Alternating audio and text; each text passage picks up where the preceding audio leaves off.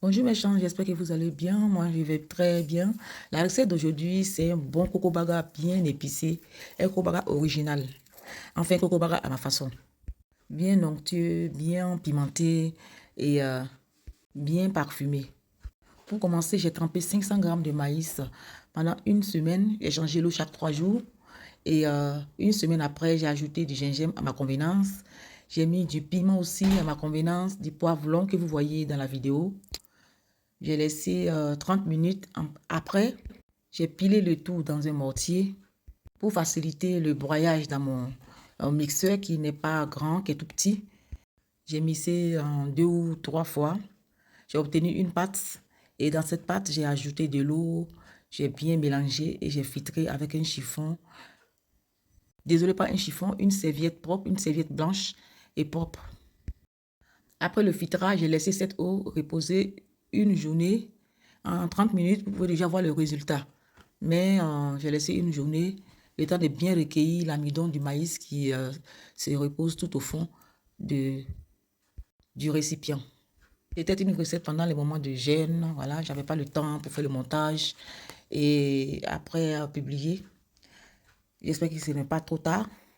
Donc voilà, j'ai ajouté de l'eau, j'ai mélangé et j'ai filtré avec une serviette propre, une serviette blanche surtout, ou un chinois bien fin.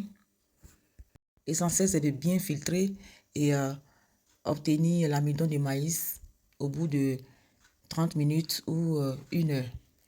C'est une recette très simple, un peu long à faire, mais c'est très simple. Vous pouvez remplacer le maïs par le mil. Parce que ce que j'obtiens, il n'y a plus de résidus que d'amidon de maïs. Disposez les résultats du filtrage dans un endroit et attendez qu'il se dépose pour recueillir l'amidon du maïs. Voici le résultat.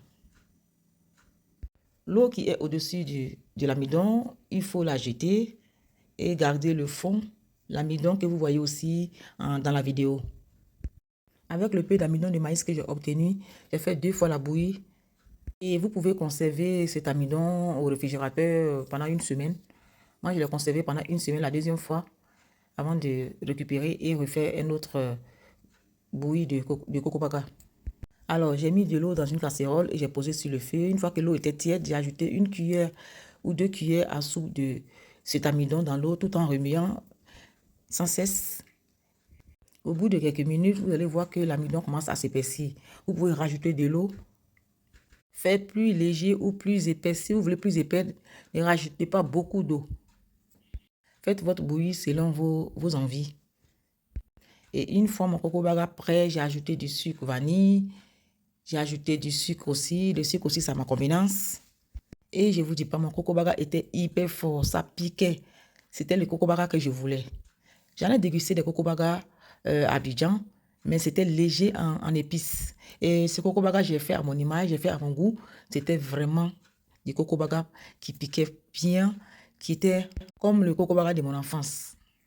Parce qu'il faut reconnaître que désormais, il y a des gens qui ne supportent pas de piment. Et lorsque tu commandes du coco baga, c'est coco baga qui n'est pas fort. Il n'y a pas de piment, c'est pas relevé. Bien sûr, j'ai accompagné ce coco baga avec du bon beignet. J'espère que vous allez aimer ma recette.